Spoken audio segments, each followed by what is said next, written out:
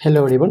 तो आज के इस वीडियो में हम डिस्कस करने वाले हैं एनटीपीसी में जो पूछे गए मैथ्स के क्वेश्चंस, ग्रेजुएट लेवल का जो मेंस हुआ था उसके मैथ्स के क्वेश्चन करेंगे इसमें।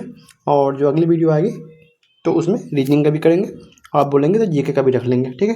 तो ये 13 अक्टूबर को जो पेपर हुई थी उसकी सेकेंड शिफ्ट की पेपर है और इसमें जो मैथ्स के क्वेश्चन पूछे गए उसको इस वीडियो में डिस्कस करेंगे, ठीक है। चलिए शुरू करते हैं। पहला क्वेश्चन है कि एक दुकानदार किसी पंखे का क्रय मूल्य से 50% अधिक अंकित करता है और उसके अंकित मूल्य पर 10% की छूट देता है। यदि वह 56 का लाभ अर्जित करता है तो पंखे का अंकित मूल्य क्या है। देखिए, मैंने माना कि सीपी, मैंने माना 100, बोल रहा है कि ये 50% बढ़ाता है, मतलब एमपी मार्केट प्राइस है वो सीपी से 50% अधिक है। तो क्या हो जाएगा, 100 + 50 150 हो जाएगा, 150 एमपी हो जाएगा। और ये बोल रहा है, आगे ये बोल रहा है कि जो ये इसमें मैं 50% इसका ऐड करता हूँ, ठीक है, 50%, ठीक। और आगे ये बोल रहा है कि ये इसने 10% का छूट भी दिया, तो एसपी जो होगा वो एमपी पे छूट होगा। 10% का अगर छूट दे रहा है ये, तो कितना घट जाएगा, तो 135 हो जाएगा, क्योंकि 10% 150 का निकालेंगे तो 15 हो जाएगा, और 150 में से 15 गया तो 135। तो प्रॉफिट जो होता है मेरा, प्रॉफिट क्या होता है, प्रॉफिट आप जानते हैं, प्रॉफिट होता है एसपी माइनस सीपी। ये तो 135 माइनस 100 बराबर 35 हो गया। तो मैंने माना है 35, प्रॉफिट यहाँ मुझे निकला है 35, और 35 का वैल्यू जो दे रखा है वो 56 दे रखा है। तो 35 का वैल्यू अगर 56 दे रखा है तो मुझसे पूछा है कि 150 का वैल्यू निकालिए। तो 35 का वैल्यू 156 है, तो 150 से क्या हो जाएगा, 150 गुने 56/35। और इसको काटेंगे तो 5 7 35, सॉरी 7 5 35 और 7 8 56। 5 से काटेंगे तो 5 3 150, ये कट जाएगा 30 मरतबे। तो क्या आ जाएगा, 30 गुने 8 240, और मुझे निकालना क्या था एमपी, और एमपी जो निकला 240, ठीक है। आपको समझ में आ गया। चलिए आगे देखते हैं। अगला क्वेश्चन है कि ये कि एक्स वाई के व्युत्क्रमानुपाती है, एक्स बराबर 4 है, वाई बराबर 6 है, तो वाई बराबर 32 होने पर एक्स का मान ज्ञात कीजिए। एक्स वाई का व्युत्क्रमानुपाती है, इसका मतलब ये है कि एक्स इनवर्सली प्रोपोर्शनल है वाई के। आप ऐसे भी बोल सकते हैं इसको कि x1/x2 बराबर y2/y1, ठीक। x1 का वैल्यू कितना दे रखा है मुझे, 4 दे रखा है, और x2 का वैल्यू निकालना है मुझे, और y2 का वैल्यू दे रखा है कितना, y2 का वैल्यू दे रखा है 32, और y1 का वैल्यू 6। 4 से काटेंगे 4 8 32, तो यहाँ से x2 क्या निकलेगा, या x जिसको आप x मान रहे हैं वो निकलेगा कितना, ये हो जाएगा 6 ऊपर जाएगा और 8 नीचे, तो 6/8 बराबर 3/4। 3/4 आंसर दे रखा है आपको, ये हो जाएगा आंसर, ठीक है। आगे चलते हैं। आगे अगला क्वेश्चन है कि एक ठोस अर्धगोले का संपूर्ण पृष्ठ क्षेत्रफल 155 सेंटीमीटर स्क्वायर है, इसकी त्रिज्या क्या है। ठोस अर्धगोला, देखिए ये अर्धगोला है और ठोस अर्धगोले का संपूर्ण पृष्ठ क्षेत्रफल क्या होता है, ये जो आपको ऐसे बता सकते हो दूसरे कलर से, जैसे कि दूसरा कलर है कि ये इस जो एरिया है साइड से ये पूरा एरिया, और इसका जो फ्री ऊपर से जो आधा कटा हुआ भाग है वो एरिया, तो टोटल ऐड कर देंगे तो ये संपूर्ण पृष्ठ हो जाएगा अर्धगोले का। तो अर्धगोले का वर्ग पृष्ठ कितना होता है, 2πr स्क्वायर प्लस ऊपर का एक जो आधा कटा हुआ भाग है वो भी एक एरिया हो जाएगा वृत्ताकार, तो हो जाएगा 3πr स्क्वायर, 3πr स्क्वायर। और तो इसी का वैल्यू दे रहा है कितना, 155। तो मुझसे पूछ रहा है कि मुझे निकालना क्या, त्रिज्या निकालनी है, तो 3 गुने 22/7 गुने r स्क्वायर बराबर 155 है ना। इसको काटता हूँ 5, ये कटेगा नहीं कटेगा ना, तो r स्क्वायर बराबर क्या हो जाएगा, 5 7 35, 15 से 105 और 3 108/22 या 66, और ये स्क्वायर इधर आएगा तो रूट हो जाएगा, तो r बराबर क्या हो जाएगा, √1085/66, और यही आंसर है आपका 1085/66, ठीक है। चलिए अगला क्वेश्चन देखते हैं। अगला क्वेश्चन कर रहा है LMNN, थोड़ा सा और इसको पतला करता हूँ, ठीक। बोला है कि LMNO एक चक्रीय चतुर्भुज है, यदि m बराबर 102 है तो L और N दो स्पर्श रेखा, दो L और N के स्पर्श रेखाएं बिंदु P पर मिलती है, तो LAPN का मान ज्ञात कीजिए। देखिए बोला एक वृत्त है और उसके अंदर एक चक्रीय चतुर्भुज है, L ऐसे है ना, ऐसे मैंने बना लिया कि एक चतुर्भुज LMN और ओ, बोला एम बराबर 102 है, ठीक है, इसका वैल्यू दे रखा है 102 डिग्री, और बोला एल और एन के स्पर्श रेखा है। सपोज दैट कि यहाँ से एक स्पर्श रेखा ऐसे खींचा और यहाँ से एक ऐसा खींचा, यहाँ पर कहीं मिल गया, ठीक है, बोला ये पी पे मिलती है, ठीक। तो पूछा जा रहा है कि एल पी एन मतलब इस एंगल अगर थीटा मानते हैं तो इसकी वैल्यू निकालें, ठीक। मैं यहाँ पर मान लेता हूँ कहीं पर सेंटर सी है, ठीक।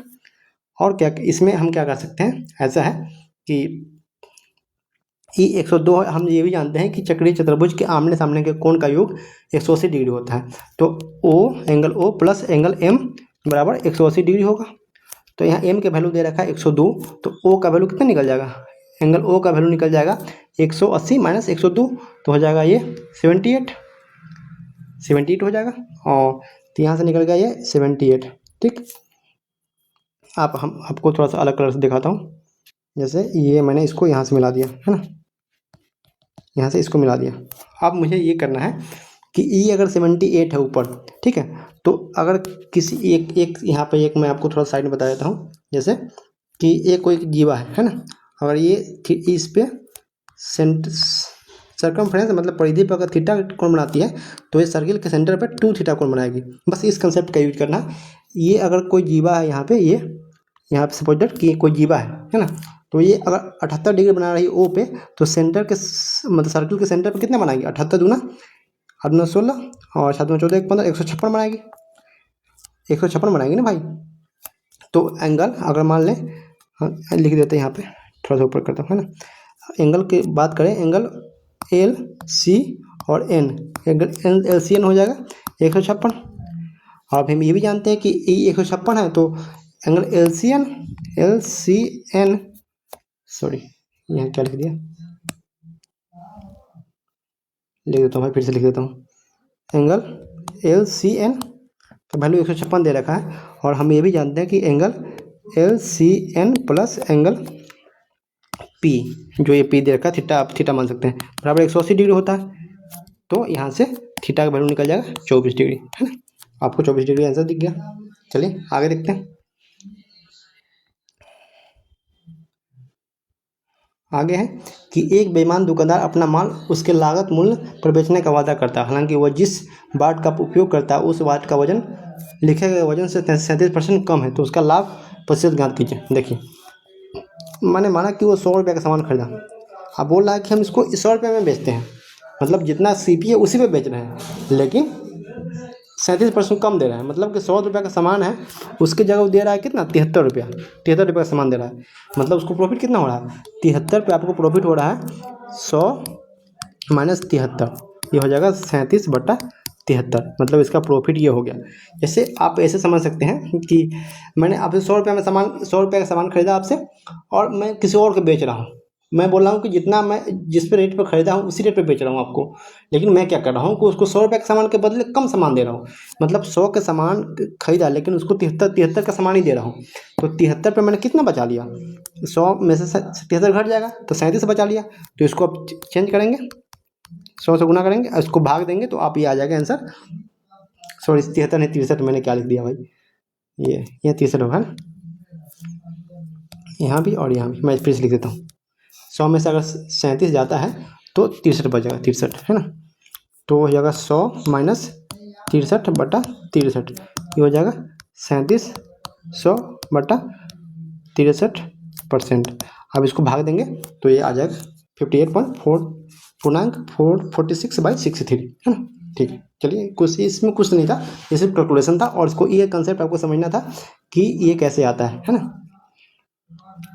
एक अगला क्वेश्चन है, किसी धनराशि पर 8% वार्षिक दर से 3 वर्षों का साधारण ब्याज, उसी धनराशि पर 6% वार्षिक दर से 3 वर्षों का साधारण ब्याज से 360 अधिक है। देखिए, 8 वर्ष में क्या साधारण ब्याज क्या होता है, SI बराबर क्या होता है, P into R into T बटे 100 होता है ना भाई। बोला कि साधारण ब्याज क्या है, एक कोई राशि, मैंने मान लिया एक राशि कोई एक है ना, बोला कि किसी धनराशि पर 8 वर्ष में 3 वर्षों का साधारण ब्याज कितना होगा, 24%, 8 3 24, अगर परसेंट में लिखे तो 24% हो जाएगा इसका SI। पहला केस में, फर्स्ट केस में अगर SI देखें, फर्स्ट केस में तो 24%, सेकेंड केस में क्या बोला है कि 6% वार्षिक दर से 3 वर्ष के साधारण ब्याज से 360 अधिक है, तो सेकेंड केस में 6 × 3 तो 18% होगा इसका SI।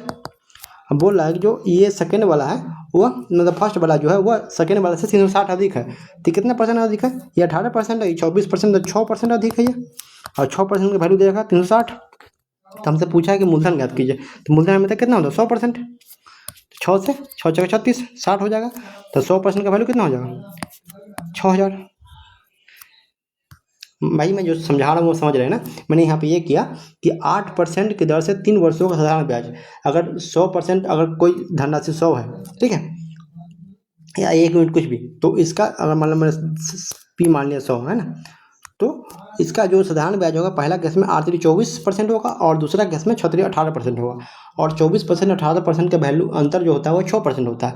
और ये बोल रहा है कि 6% जो है वो 360 के बराबर है, क्योंकि दोनों का अंतर ही दे रखा है कि सेकेंड वाला जो फर्स्ट वाला मतलब फर्स्ट वाला जो है सेकेंड वाला से 360 अधिक है। तो मैंने क्या किया, 6 का वैल्यू 360 के बराबर कर दिया और यहाँ से मुझे 100% की वैल्यू निकल के आ गई। ठीक, अगला क्वेश्चन है कि रामानंद अपनी आय का 48% खाद्य पर और 25% मकान किराए पर खर्च करता है, 12% परिवहन और शेष आय का 60% बच्चों की शिक्षा पर व्यय करता है।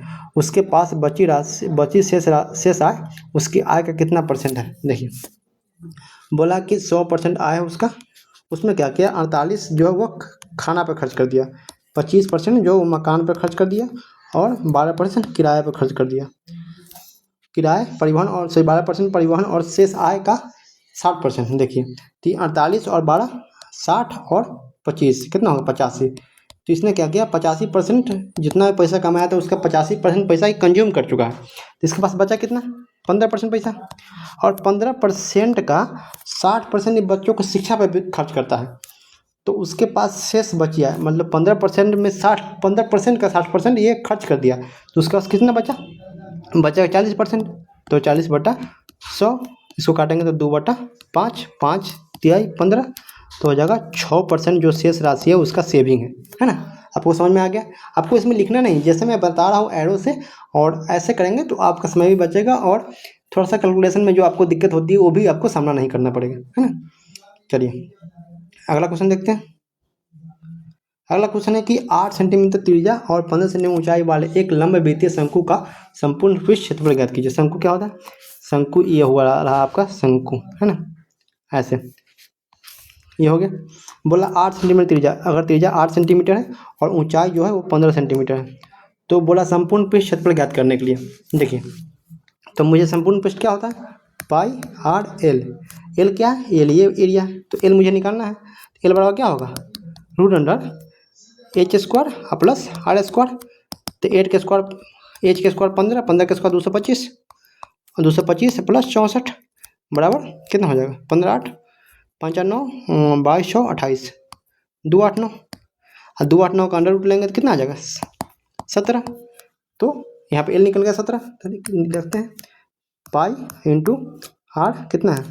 आर है 8 और सॉरी संपूर्ण पृष्ठ पूछ रहा है, तो ये संपूर्ण पृष्ठ में pi R L plus pi R² है ना। तो पाई यहाँ से मैं कॉमन ले लूँगा, 1 मिनट रुक जाओ भाई। संपूर्ण पृष्ठ मुझे, मैं यहाँ से पाई आर एल जो निकाला मैंने वो वक्र पृष्ठ है, और इसमें जो बेस का जो एरिया है वो ऐड कर देंगे तो ये संपूर्ण पृष्ठ हो जाएगा। यहाँ से पाई को आर कॉमन ले लिया मैंने, एल कितना है? 17, और एक आर बच जाएगा, तो 17 और 8 25, और पाई इंटू आर कितना है? 8 गुने 25, 25 हटे 200, तो 200 पाई आंसर हो जाएगा। ये सही आंसर है। चलिए, इसमें दे रखा है मैंने, इसलिए इसको प्रेफर किया कि इसको एज इट इज करा दूँ। चलिए इसको सोल्व करना है। एक ये क्वेश्चन कहता है कि 4/2x² plus 4x minus 2/2 plus 4x² minus 7x plus 6/2। देखिए, ये सिर्फ डराने के लिए इतना बड़ा क्वेश्चन दे रखा है, लेकिन ये क्वेश्चन में कुछ दम नहीं है। ठीक, जैसे मैं बात करूँ कि ये 4/2x² है और ये 4/2x², अगर दोनों को ऐड करेंगे तो ये हो जाएगा 4x²। ठीक, आपको सेम टर्म ऐड करते जाना है, ये नहीं कि सबको आप गुना कर रहे हैं भाग कर रहे हैं, ऐसा नहीं करना है ना। ये 4x है और यहाँ पर 7x है, तो यहाँ माइनस 3x हो जाएगा। ये 2/2 है और ये 6/2 है, तो 2/2 कितना हो जाएगा? 1। यहाँ पे 2/2 1 हो जाएगा, तो -1 और +3 तो हो जाएगा +2। तो यही आंसर है 4x² माइनस 3x प्लस 2 है। चलिए आगे देखते हैं। अगला क्वेश्चन कहाँ, अगला क्वेश्चन देखते हैं। अगला क्वेश्चन यहाँ आ गया 40 नंबर पे। बोला 4² प्लस √6 के स्क्वायर माइनस 5√9 माइनस 11। ये जनरली सिंप्लीफिकेशन का सवाल है, सिंप्लीफिकेशन है ना। तो आपको क्या करना है, इसमें 4 के स्क्वायर करना 16 और 6 का अंडर रूट अगर निकालेंगे तो प्लस 6 स्क्वायर का अंडर रूट निकालेंगे तो हो जाएगा 6 और 5 और √9 का हो जाएगा 3, तो 5 15 माइनस 11 तो 16 6 22 माइनस 15 11 26 बराबर हो जाएगा -4, सॉरी 22 हो जाएगा। 22 में 26 गया तो -4, तो -4 आंसर है इसका। इजी जो क्वेश्चन पूछे गए, ज़्यादा ये नहीं है, ठीक है। बोला है कि एक हॉस्टल में 80 विद्यार्थी हैं, नए एडमिशन के कारण 30 विद्यार्थी मेस में शामिल हो जाते हैं। मेस का दैनिक व्यय 260 बढ़ जाता है, जबकि प्रति व्यक्ति का औसत व्यय 10 रुपये कम हो जाता है। तो मेस का मूल दैनिक व्यय ज्ञात कीजिए। देखिए बोला है कि मैंने यहाँ पर लिखा तो स्टूडेंट और दैनिक व्यय है ना, एक आदमी का दैनिक व्यय, या ऐसे भी लिख सकते हैं हम कि हाँ ठीक है। तो एक स्टूडेंट का, ठीक है, एक स्टूडेंट का जो व्यय है एक्सपेंडिचर EXP है ना, वो x है, मैंने मान लिया कि x है और 80 विद्यार्थी है पहले, तो पहले कितना एक्सपेंडिचर होगा 80x। आप बोल रहा है कि 30 विद्यार्थी बढ़ गए तो टोटल 110 विद्यार्थी हो गया। अब बोल रहा है कि औसत व्यय जो है 10 से कम गया था। औसत व्यय कितना हो जाए, जो प्रत्येक विद्यार्थी पे पड़ रहा है व्यय वो 10 से कम गया था, x माइनस 10 हो गया। तो और आगे कह रहा है कि मेस का जो टोटल व्यय है, मतलब एक साथ जो व्यय आ रहा है वह 260 बढ़ गया। तो अब क्वेश्चन से करेंगे कि यहाँ हो जाएगा 110 into x minus 10 minus 80 into x बराबर 260। क्वेश्चन में जो कह रहा है बस मुझे उतना कर देना है। ये बोला है कि अभी पहले इसका ये व्यय था और अभी जो इसका व्यय हो गया वो 110 इंटू एक्स माइनस 10, वो जो अभी जो व्यय हुआ है टोटल वो पिछले व्यय से 260 अधिक है ना। तो क्या मैंने क्या किया, अभी का व्यय लिख दिया, उसके बाद पिछले का व्यय लिख दिया और उसका अंतर 260 लिख दिया। 110 एक्स माइनस 80 एक्स जाएगा तो यहाँ हो जाएगा 30 एक्स है, और 110 और में 10 से गुना होगा तो 1100 इधर माइनस में तो उधर जाके प्लस हो जाएगा 1100 और 260 तो हो जाएगा 1360। 3 से अगर काटते हैं हम तो यह हो जाएगा 3 का 12 और क्या निकालें 30 हो जाएगा, तो सही तो कटाओ भाई, 1100 260 तो 3 का 12 2 1 4 16। गलत तो नहीं किया कैलकुलेशन कहीं पे, एक बार फिर से देखता हूँ। 80x 110x माइनस 80x हो जाएगा तो ये हो जाएगा 30x, सॉरी 10x माइनस 10 तो अच्छा नहीं करता पूछ रहा है, वही तो मैं बोलो कटने क्यों रहा है ना। ये हो जाएगा 30x बराबर 260 है ना। तो मुझसे पूछ रहा है 80x का वैल्यू, तो 80x का वैल्यू क्या हो जाएगा 80 इंटू एक्स का वैल्यू हो जाएगा 260 बटा 30, सॉरी 200, मैं क्या लिख रहा हूँ भाई, कहाँ चला गया मेरा दिमाग। देखो यही होता है, प्रेजेंस ऑफ माइंड नहीं है तो पेपर में दिक्कत होती करने में, जिससे मैंने अभी किया। ये हो जाएगा 30x बराबर 1360। तो यहाँ से मुझे निकालना है 80x का वैल्यू, तो 80x बराबर हो जाएगा 1360 बटा 30 गुने 80। आप ऐसे इसको कर दिया और अगर इसको काटना है तो 1360 360 सॉरी 136 और गुने 80 हो जाएगा 26 3 78 26.2/3। आप इसको गुना कर दो है ना, आप अप्रोक्सीमेट कर लो ना, आप आ जाएगा आंसर, यही आंसर है मेरा। मैं सिर्फ ये बताना था कि आप इस कंसेप्ट को फॉलो करें है ना। चलिए अगला क्वेश्चन देखते हैं कि ये तो सिर्फ भाग देना भाई, इसमें आपको कोई मतलब रूल काम नहीं करेगा, क्योंकि यहाँ पर अगर मैंने देख लिया कि 93 है तो किसका किसका मल्टीपल है, 31 का मल्टीपल और 3 का मल्टीपल है। तो मेरे पास एक ये तरीका है कि इसको मैं 3 का मल्टीपल चेक कर लूँ कौन कौन सा 3 का मल्टीपल है। जैसे 8 5 13 13 5 18, 3 का मल्टीपल कौन होता है, जिसका जो डिजिट का सम हो वो 3 से डिविजिबल है, तो वो संख्या 3 का मल्टीपल होगी, मतलब 3 का गुणनखंड, मतलब गुणज बोलते हैं, गुणनखंड नहीं गुणज है ना। तो मैं इसका कर लेता हूँ 8 5 13 13 5 18 18 7 25 25 और 8 33 6 39, 3 का मल्टीपल होगा, ये होगा 8 5 13, 13 6 19, 19 1 20 और 20 और 9 5 14, ये नहीं होगा। 8 5 13, 13 6 19, 19 1 20, 20 25, 25 और 9 34, ये नहीं होगा, तो ये नहीं होगा। और इसका देख सकते 8 5 13, 13 6 19, 19 4 23, 23 7 30 39, ये भी 39 हो गया। तो भाई इसमें 2 आ रहा है, और ये भी हो सकता है 8 5 13, 13 8 21, 21 4 25 6 31, 8 5 13, 13 8 21, 21 4 25 6 31, ये नहीं होगा, है ना, क्योंकि ये 3 का मल्टीपल नहीं है। तो या तो ये होगा या तो ये होगा।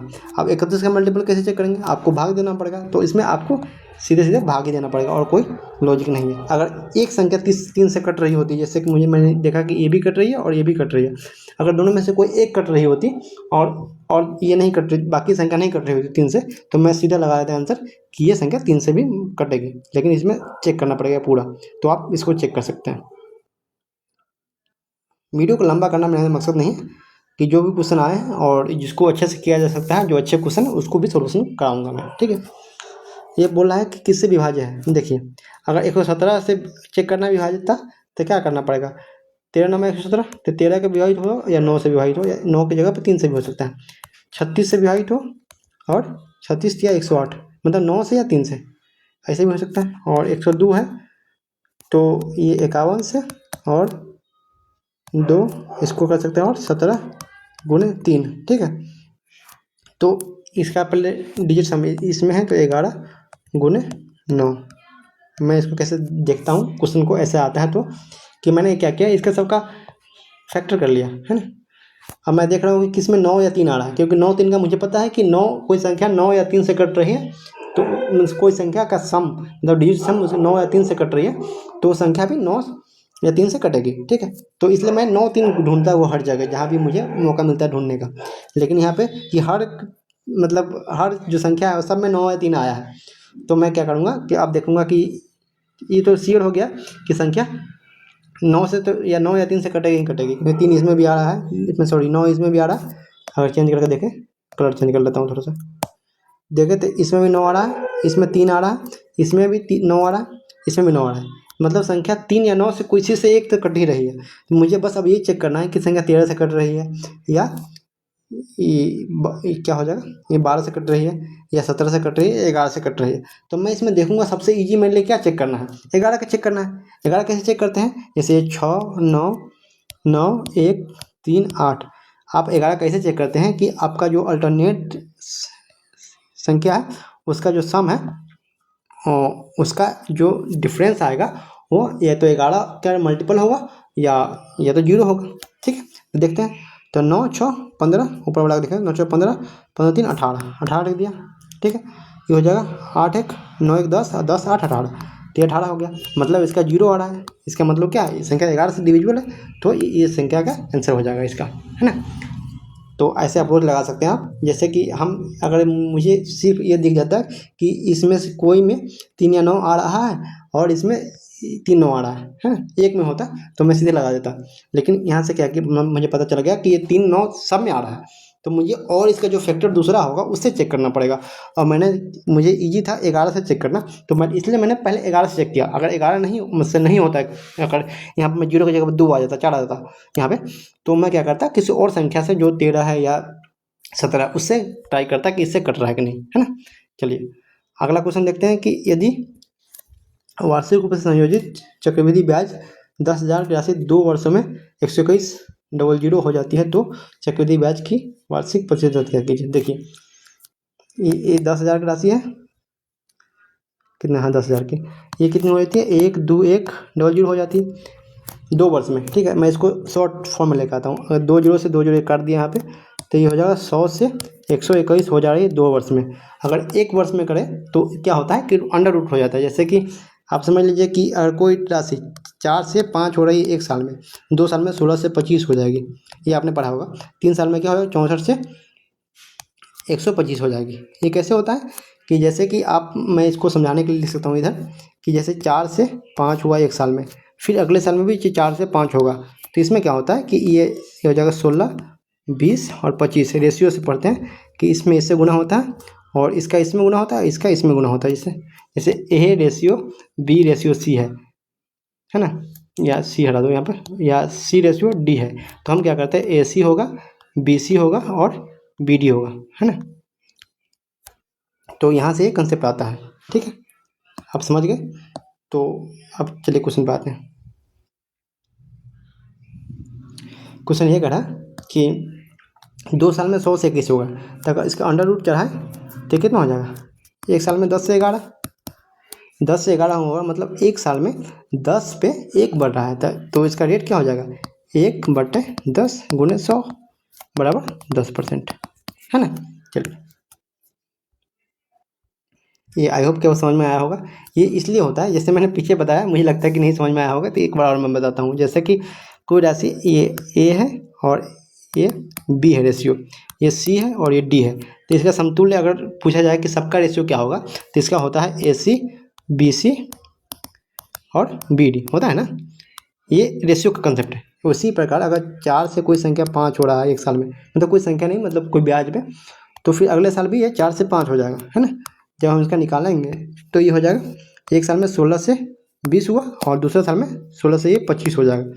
तो अगर इसको अगर रेसिप्रोकल लेना है कि जैसे कि ये पहले साल का ये है 16 है और दूसरे साल का 25 है, तो अगर मुझे अगर लेना है कि पिछले 1-2 साल का ये है, क्या है, ये प्रिंसिपल और इसका अमाउंट का रेशियो है, तो 1 साल में इसका प्रिंसिपल अमाउंट का रेशियो 4:5 में हो जाएगा। क्यों होगा, क्योंकि हम इस पर अंडर रूट चढ़ा देते हैं, है ना। कि अगर 1 से 2 पर जाना है तो स्क्वायर होगा, 1 से 3 पर जाना है तो क्यूब होगा, अगर 3 से 1 पर आना है तो क्यूब रूट होगा। जैसे कि अगर ए से बी है 1 साल में, 2 साल में क्या हो जाएगा, इसका कंपाउंड इंटरेस्ट की बात करें तो जब प्रिंसिपल और अमाउंट का टोटल अमाउंट का रेशियो ए स्क्वायर से बी स्क्वायर हो जाता है। अगर 3 साल में बात करूं तो ये हो जाएगा ए क्यू से बी क्यू। अगर इसमें रिवर्स आना है मुझे कि 3 साल में ये रेशियो दे रहा है तो प्रथम साल में क्या रेशियो होगा, तो इसका हो जाएगा, अगर मुझे ये बोल दे कि क्यू रूट ए क्यू से क्यू रूट बी क्यू, है ना, तो यहाँ से मुझे मिल जाता है ए माइनस ए से बी हो जाएगा। आप समझ पा रहे हैं कि ये कहाँ से आया, है ना। ये आपको समझाने के लिए लिखा है, ये इस क्वेश्चन का नहीं है जिस पेज पे लिखा हुआ है, ठीक है।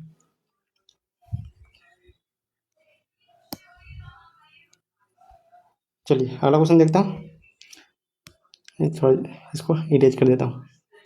चलिए अगला क्वेश्चन देखते हैं। अगला क्वेश्चन बोल रहा है कि एक त्रिभुज की भुजाएं 189, 48 और 195 है, तो इसका क्षेत्रफल ज्ञात कीजिए। देखिए 189, 48 और 95, इतना बड़ा नंबर इसलिए दिया गया आपके साथ क्योंकि इतना बड़ा नंबर में पता नहीं चल पता है कि ये ट्रिपलेट है या नहीं, मतलब ये त्रिभुज कौन सा समकोण त्रिभुज है कि नहीं है। देखिए ऐसे क्वेश्चन में जब भी आए तो आप एक बार जरूर चेक कर लें कि समकोण त्रिभुज बन रहा है कि नहीं बन रहा है, क्योंकि समकोण त्रिभुज बन जाएगा तो मेरे लिए बहुत ईजी हो जाएगा इसका क्षेत्रफल निकाल पाना, क्योंकि मुझे पता है कि समकोण त्रिभुज का जो क्षेत्रफल होता है 1/2 और आधार गुण ऊंचाई, एक आधार हो जाएगा एक ऊंचाई हो जाएगा। तो इसमें हम कैसे करेंगे, जिसमें कोई दो संख्या जो पास की होगी, जैसे 148 195 है, तो मुझे पता है अगर ये समकोण त्रिभुज बनता है तो 195 वाला कर्ण बनेगा।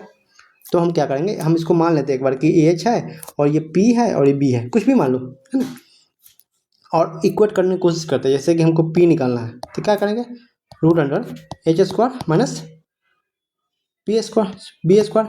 तो अगर इसको बस मैं चेक कर रहा हूँ, बस इसलिए चेक कर रहा हूँ कि है कि नहीं, है ना। अगर हो जाएगी तो मुझे इजी हो जाएगा, इसलिए मैं बताता हूँ कि एग्जाम में कैसे अप्रोच रखनी है। ये 195 तो एच माइनस पी और एच प्लस पी हो जाएगा ना भाई। एच माइनस पी कितना हो जाएगा, 95 में से 89 गया तो 6, रूट अंडर 6 इंटू, अगर ऐड करेंगे तो 9 5 14 और 18 19 37 31 384, इसका अंडर रूट लेंगे तो कितना हो जाएगा 48। तो मुझे ये पता चल गया यहाँ से कि इसकी ये जो ट्रिपलेट है ये ट्रिपलेट है ना। तो यहाँ से अब हम क्या करेंगे, इसका आराम से एरिया निकाल लेंगे। ये सिर्फ चेक करना था कि है कि नहीं, है ना। तो एरिया क्या होगा 1/2 इंटू 189 गुने 48, 1/2 होता है ना, 1/2 into B into H, H मतलब पी है ना, एच मतलब हाइपोटेन्यूस मतलब मैंने हाइट लिखा था, है ना। तो 1/2 और बी इंटू पी, तो ये कट जाएगा 24। अब इसको गुना करोगे, गुना करने की जरूरत नहीं पड़ेगी, 189 और गुने 24, मैंने देखा कि 9 × 36 लास्ट में 6 आएगा, तो मैंने सीधे लगा दिया ये 6, जिसके लास्ट में 6 आ रहा है वो लगा दिया मैंने। ऐसे एग्जाम में टाइम बचती है, आपको करनी होगी ऐसी पेपर, है ना। ये क्वेश्चन देखिए, तो मैं पानी पी लेता हूँ।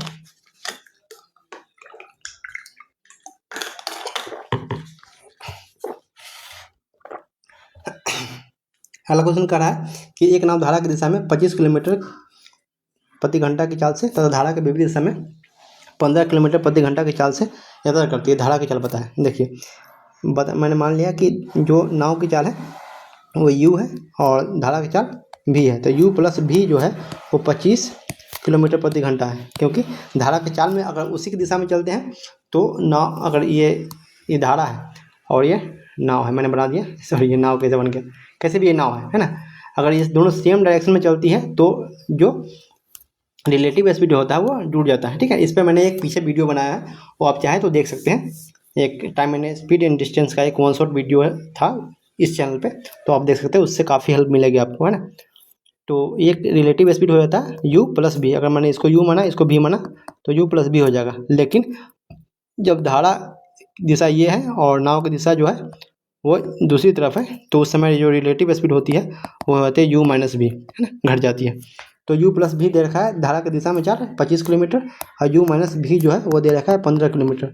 तो मुझसे पूछा है v मतलब धारा की चाल निकालनी है मुझे, तो मैं क्या करूँगा, फर्स्ट में से सेकेंड को घटा दूंगा, तो u से u खत्म हो जाएगा और 2v बराबर 25 माइनस 15 तो 10 और v से काट दिए तो ये हो जाएगा 5, तो v बराबर, सॉरी 2 से काट देंगे तो v बराबर 5 निकल जाएगा यहाँ से, है ना। इसका आंसर हो जाएगा 5। चलिए आगे क्वेश्चन देखते हैं। हो सकता है थोड़ा सा लंबा हो जाए लेक्चर, तो चलिए एलसीएम देखते हैं। 5 निकालना है, 5 155 और 83 का, है ना। तो 5 155 का हो जाएगा कितना, 155 हो जाएगा एलसीएम, और 83 और 155 में कुछ कॉमन नहीं, तो इसमें सिर्फ गुना कर देंगे, है ना। आप गुना करेंगे तो हो जाएगा 5 से 3 से करेंगे तो 5 से 15 और कितना 15 से 45, 45 से 46 और 8 से करेंगे तो 8 5 40, 15 8 120 और 4 124, है ना। तो ये 5 हो जाएगा, 6 ये 6 हो जाएगा, 4 4 8 और 1 2, तो 1 2 6 5, 1 2 8 6 5, ये आंसर हो जाएगा। ठीक है, इसमें क्या किया हमने, तो ये तो आपको पता होगा, शायद नहीं पता है तो देख लीजिए थोड़ा सा। 5 155 और 83 ऐसे आप लोग निकालते होंगे, हो सकता है अगर बिगनर है तो।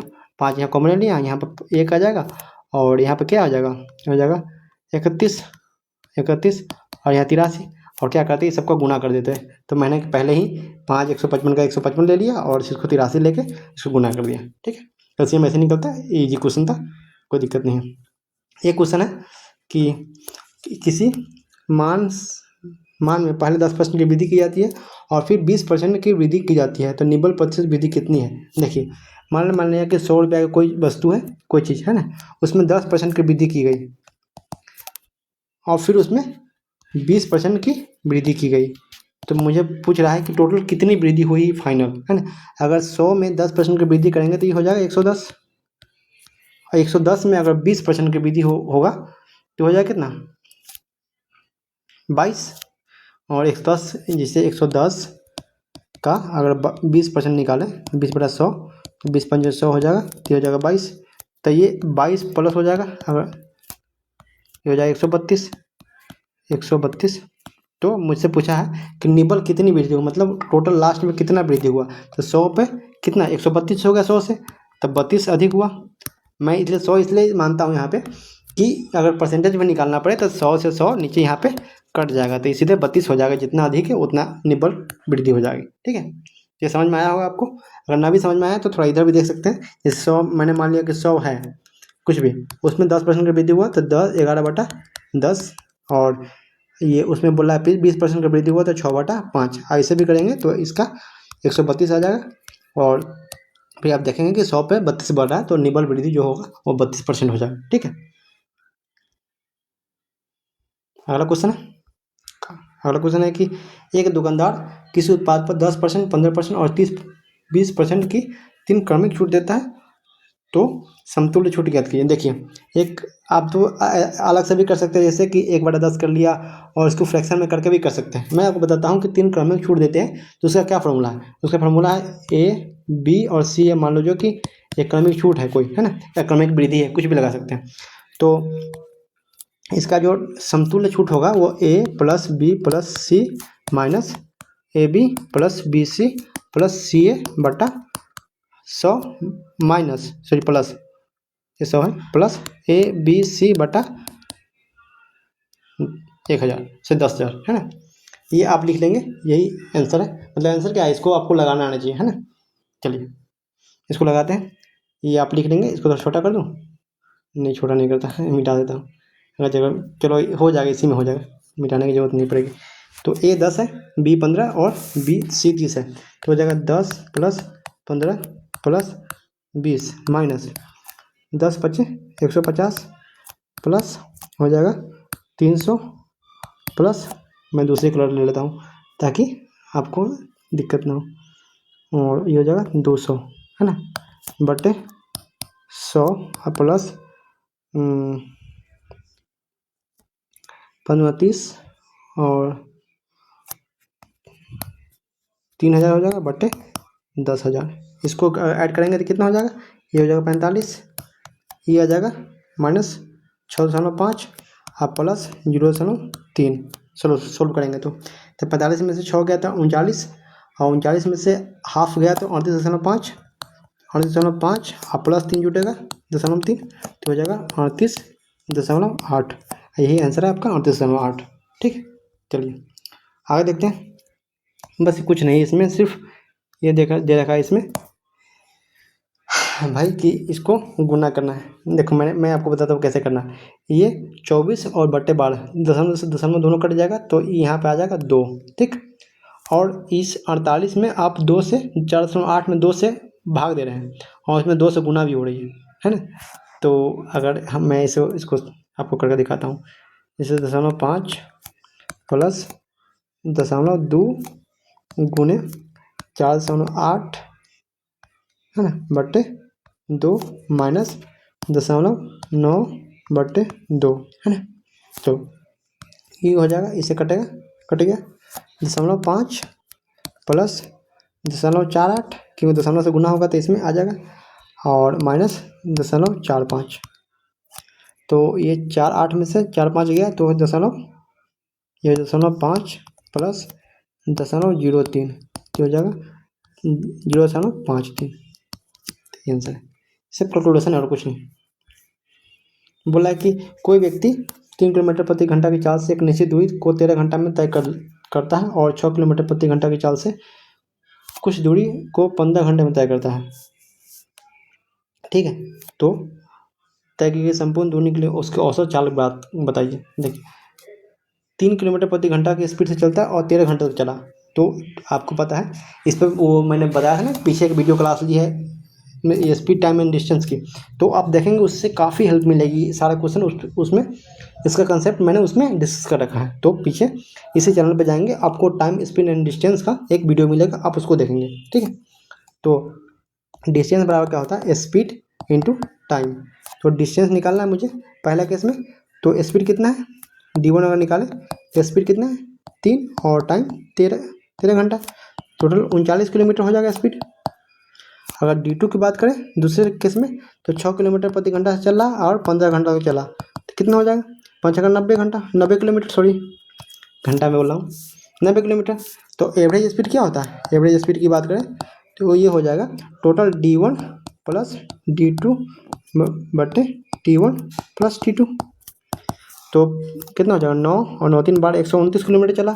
समय कितना लगा, 13 घंटा यहाँ लिया है और 15 घंटा यहाँ, तो 28 घंटा लिया है।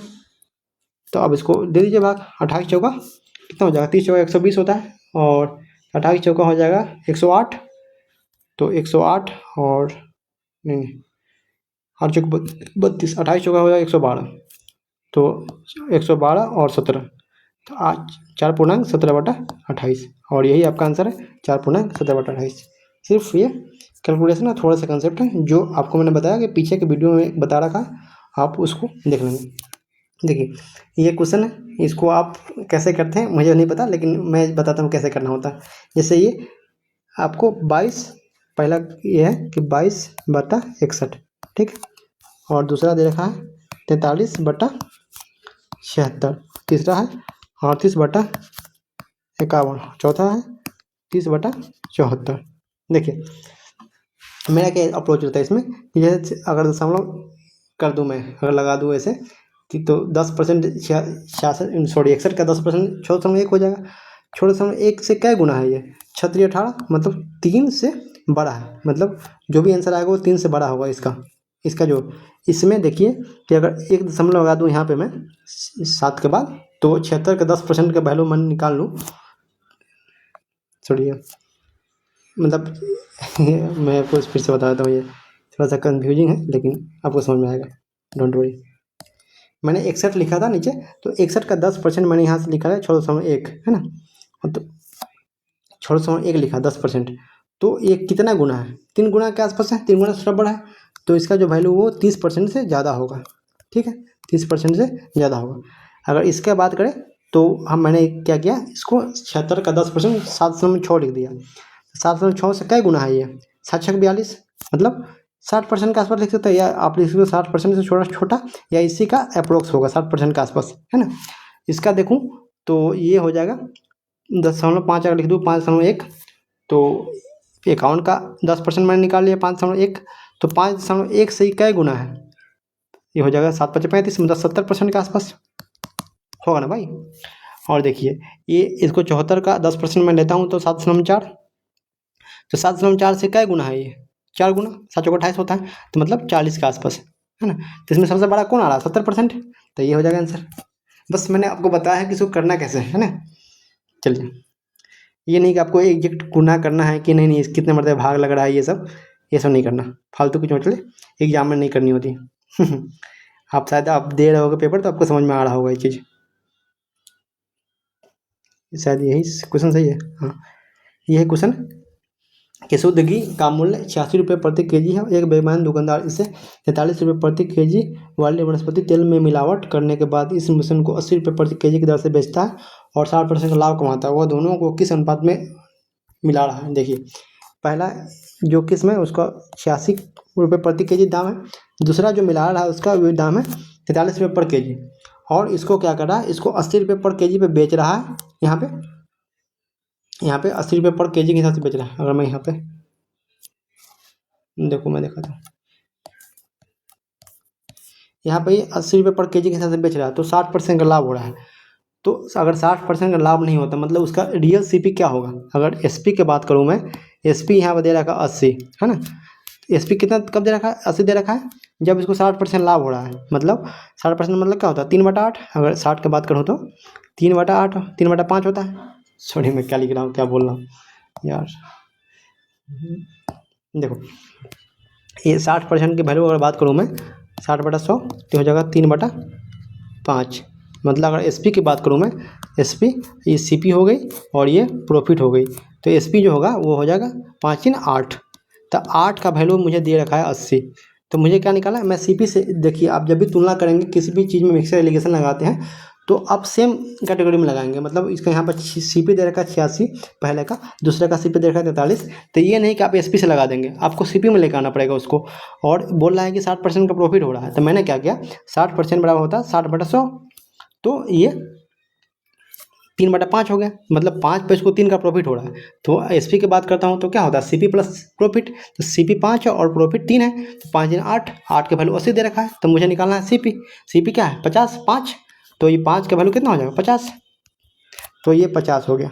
ठीक, आप आपसे पूछा जा रहा है कि इसका दोनों का रेशियो बताइए, तो 50 में से 43 जाएगा 7 और 86 में से 50 गया तो 36, तो ये 7:36 के अनुपात में इन्वेस्ट किया। ठीक है, आपको इस पे कंसेप्ट का वीडियो चाहिए तो एक लंबा वीडियो लेकर आऊँगा, ये मिक्सर एलिगेशन का, है ना। चलिए, तब तक अगला क्वेश्चन देखते हैं कि जब एक छोटी धनात्मक संख्या जो 12, 15, 20 में से प्रत्येक से भाग देने पर शेषफल 5 बचती है, तो 4 से भाग दिया जाता है तो शेषफल क्या बचेगा। देखिए, सबसे छोटी धनात्मक संख्या निकालना है, इसमें प्रत्येक से भाग देने पर शेषफल 5 बचती है, तो हम क्या करेंगे, 12, 15 और 20 का एलसीएम लेते हैं। क्या हो जाएगा, इसका हो जाएगा, अगर लेते हैं तो 3×4, इसका हो जाएगा 3×5 और इसका हो जाएगा 5×4। एलसीएम लेंगे तो हो जाएगा 5×4 और 4×3, तो 5 का 20, 20 के 60, तो एलसीएम इसका 60 हो गया। आप अगर एलसीएम भागीदारी से लेते हैं तो उससे भी ले सकते हैं, मैं इसको बता रहा हूँ कि कैसे लेना है ना। मैं इसको फैक्टर करके लेता हूँ तो ज़्यादा ईजी है। आप ऐसे भी ले सकते हैं कि 20 सबसे बड़ा संख्या है, मैंने उसको मान लिया कि हाँ। अब इसमें देखना होता है मुझे कि इसमें क्या ऐड ऑन करूँ। जैसे 20 है तो 5 गुना 4 हो गया, तो इसका 15 का 5 तो एक ऑलरेडी आ चुका है, तो इसमें 3 चाहिए, तो 5 गुने 4 गुने 3। अब देखिए 12 देखेंगे तो 12 में क्या छूट रहा है, तो इसमें 4 और 3 है, 4 3 तो ऑलरेडी इसमें है ही, तो मैंने लिख दिया 5 चौका 20, ये 60 है ना, ये 60 हो गया टोटल। तो बता रहा है कि ये एलसीएम हुआ, लेकिन इन सारी संख्याओं से भाग देने पर प्रत्येक स्थिति में 5 शेष बचता है। तो जो संख्या होगा, संख्या क्या होगा, संख्या की अगर बात करें हम तो 60 + 5 होगा बराबर 65। अब बोला है उस संख्या में अगर 4 से भाग दिया जाए तो शेषफल क्या बचेगा, तो 65 में अगर हम 4 से भाग दे, 16 चौका 64 कट जाएगा, शेष कितना बचेगा 1, 64 कट जाएगा ना भाई, यहाँ से शेष बचेगा 1, तो 1 उसका आंसर हो जाएगा। ठीक, चलिए अगला क्वेश्चन बोलता है कि 10,000 के मूलधन पर 3 वर्ष में संयोजित होने वाली 6% की वार्षिक चक्रवृद्धि ब्याज ज्ञात कीजिए जो अर्धवार्षिक रूप से संयोजित है। देखिए कह रहा है कि 10,000 एक सीपी है, कोई मूलधन, सॉरी सीपी नहीं, जो पी बोलते हैं आप मूलधन, पी 10,000 है, और बोल रहा है कि 6% प्रति वार्षिक दर से ब्याज है और 1 वर्ष का ब्याज ज्ञात करना है, जबकि जो कैलकुलेट हो रहा है वो अर्धवार्षिक कैलकुलेट हो रहा है। तो 12 महीने का जो रेट है वो 6%, तो 6 महीना कितना हो जाएगा 3%। और देखिए जैसे कि ये पूरा 12 महीने है, अगर 6 महीना में काउंट करते हैं तो 6 महीना के एक से लेफ्ट और 6 महीना के एक से लेफ्ट, तो आपको 3% इस पर लेना पड़ेगा और 3% इस पर, 3% यहाँ लग रहा है, 3% यहाँ लग रहा है। अगर ए और बी दो रेट है और पूछे कि पहले वर्ष में ए लग रहा है, दूसरे वर्ष में बी लग रहा है, तो 2 वर्ष बाद सी आई क्या होगा, है ना, चक्रवृद्धि ब्याज ज्ञात करना है, तो क्या होता है A plus B plus A B बटा 100 होता है ना भाई, आप पढ़े होंगे, कहीं पढ़े होंगे तो। ठीक, तो यहाँ पे वही लगाना, बस कुछ नहीं करना। ये है कि पहले में 3 साल 3%, पहले 6 महीना में, दूसरे 6 महीने में 3%, और जैसे A plus B plus A B बटा 100 होता है ना, उसी प्रकार इसको लेंगे 3 + 3 और 3 3 9 बटा 100, ये हो जाएगा 6.09%। इसको नेट इतना परसेंट इसको ब्याज देना पड़ेगा 1 साल बाद, है ना, 1 साल बाद। तो 10,000 में अगर 10,000 गुने 6.09 बटा 100 से 100 खत्म, तो 609 हो जाएगा ब्याज। तो इससे पूछ रहा है कि टोटल कितना अमाउंट हो, 10,000 प्लस 609, तो 10,609 हो जाएगा, 609 ब्याज है, इसमें टोटल पूछ रहा है कितना हो जाएगा मिश्रधन। तो 600 जो है मूलधन था, और मतलब सॉरी 10,000 जो था वो मूलधन था और 609 ब्याज हो गया, तो 10,609 टोटल मिश्रधन हो जाएगा। ठीक भाई, लंबा हो गया वीडियो, है ना, 47 मिनट हो जाने वाला। मैं आपको बता रहा हूँ इसलिए, नहीं तो ये 20 मिनट का ज़्यादा से ज़्यादा चैप्टर था, है ना, मतलब चैप्टर नहीं, ये 30 क्वेश्चन बोला है, इसका सोल्यूशन करना अब ईजी आप कर सकते हैं, लेकिन फिर मैं कर देता हूँ। 5/4 और प्लस ये हो जाएगा, अगर 7 इसको गुना करेंगे, 7 × 7 7 × 10, तो 7/10 और माइनस 4/3। हाँ, इसको एलसीएम ले लेंगे, 10 चौक 40 या 120 या 60 भी हो जाएगा, 60 हो जाएगा, तो 15 चौका 60 और 15 × 5 = 75 और प्लस 7 × 6 = 42 माइनस 20 चौका 80 हो जाएगा -5, तो 37 यहाँ घटाएंगे तो हो जाएगा 37/60, है ना, ये आंसर हो जाएगा।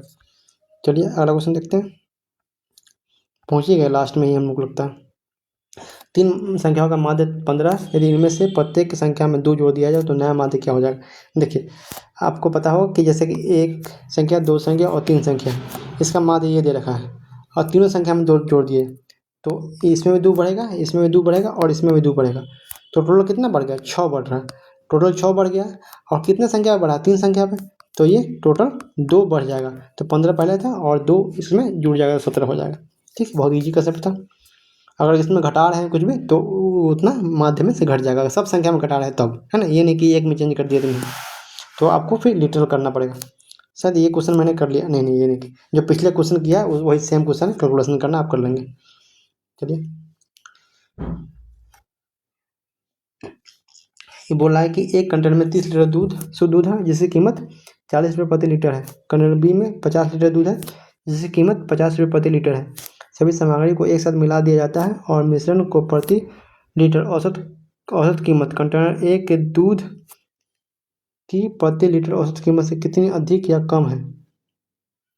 क्या बोला ये? अच्छा ये बोला है कि ए है और यहाँ पे बी है, ठीक है। बोला इसके पास 30 लीटर दूध है, 30 लीटर, और ये 40 रुपये प्रति लीटर के हिसाब से बेचता है। ये 40 रुपये प्रति लीटर, 40 रुपये प्रति लीटर के हिसाब से बेचता है, और इसमें 50 लीटर दूध है, इसको 50 रुपये प्रति लीटर के हिसाब से बेचता है। तो ये पूछ रहा है कि अगर दोनों को मिला दिया जाए और फिर इसको बेचा जाए, मतलब इसका जो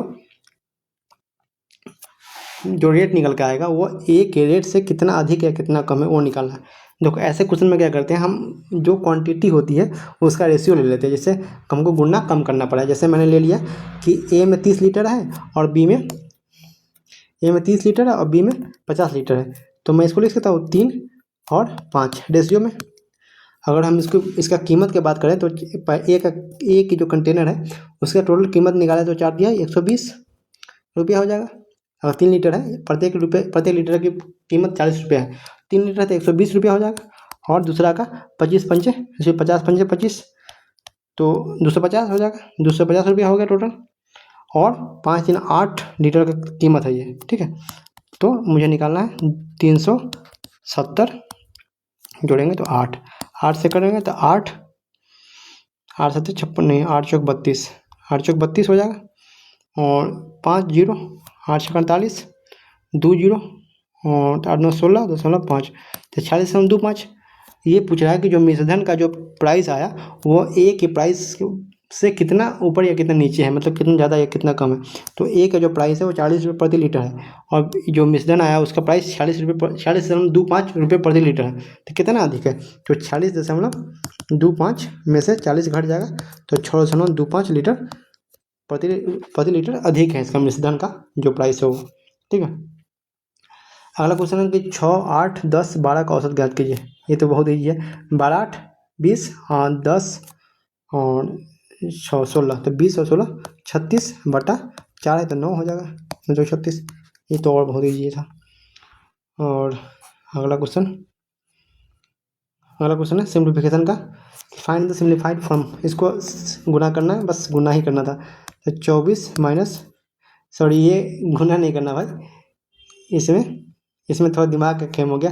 ये क्वेश्चन जो दे रखा है इसमें, वो जो क्वेश्चन दिख रहा है ये नहीं है, क्वेश्चन ये है, मैं आपको लिख देता हूँ, आप इसको करना चाहे तो आराम से कर लेंगे।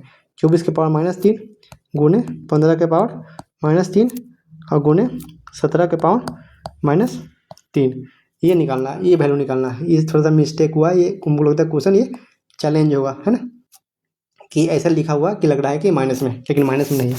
ये जो पावर दे रखा है इसका, तो आप इसको लिख सकते हैं 1/24 के क्यूब और गुने 1/15 के क्यूब और गुने 1/17 के क्यूब, ठीक है। आप देखिए इसमें आंसर कैसे लगाना है। देखिए इसमें 2 आ रहा है 24 में, और इसमें 5 आ रहा है, मतलब 2 5 मिल के कहीं ना कहीं एक 0 बनाएगा लास्ट में, और 0 वाला आंसर एक ही है, तो मैंने इसको टिक कर दिया, ठीक है।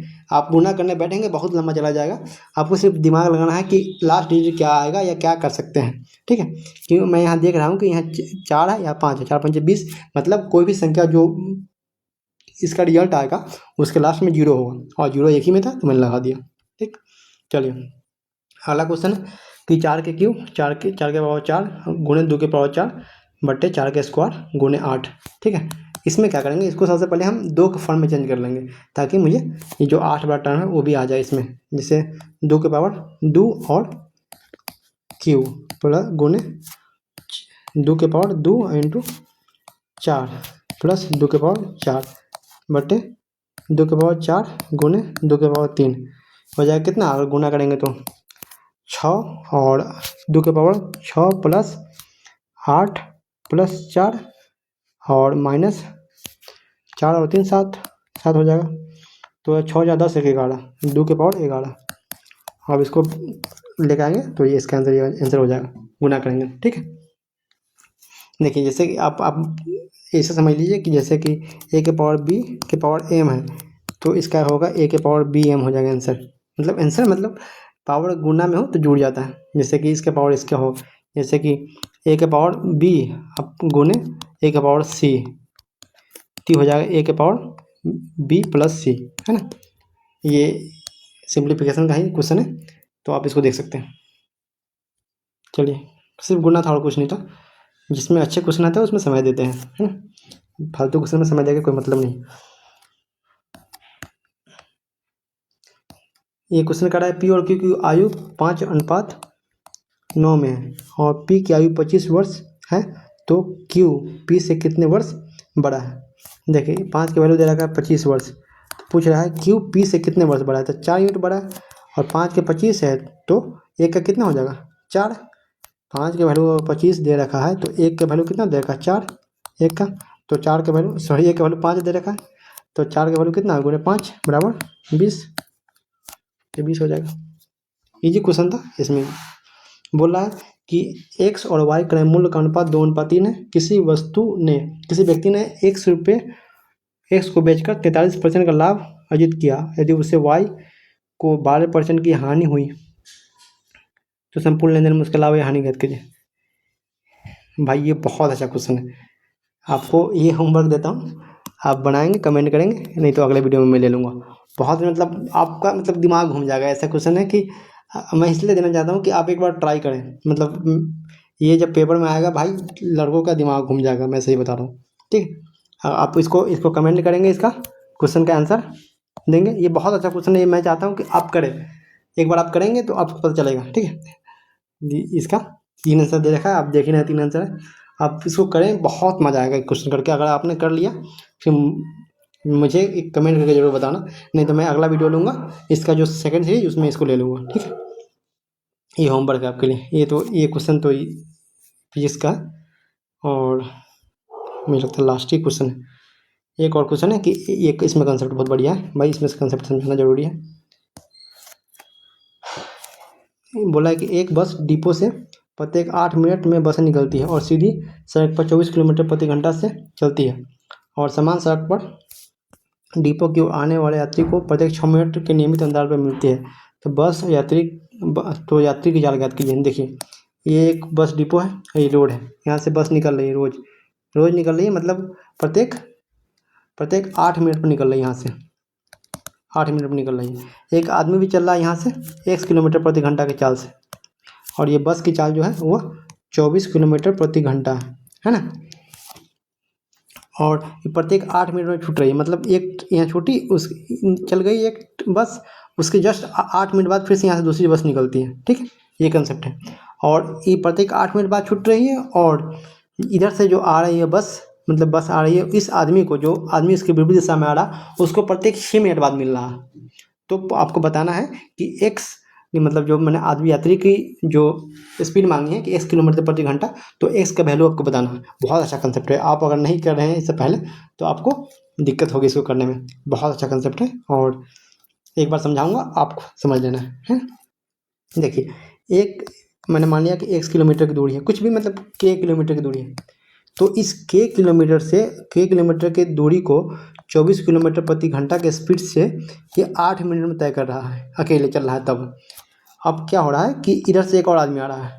आप जानते हैं कि अगर 2 व्यक्ति एक दूसरे के विपरीत दिशा में चलती हैं तो उस समय उसका रिलेटिव स्पीड जो होता है वो ऐड हो जाता है। मतलब अगर बस का स्पीड जो है b है और आदमी का स्पीड a है, किसी आदमी का, तो b+a हो जाएगा। लेकिन जब समान दिशा में चलेगा तो उस समय जो स्पीड होगी b-a हो जाएगी, मतलब घट जाती है।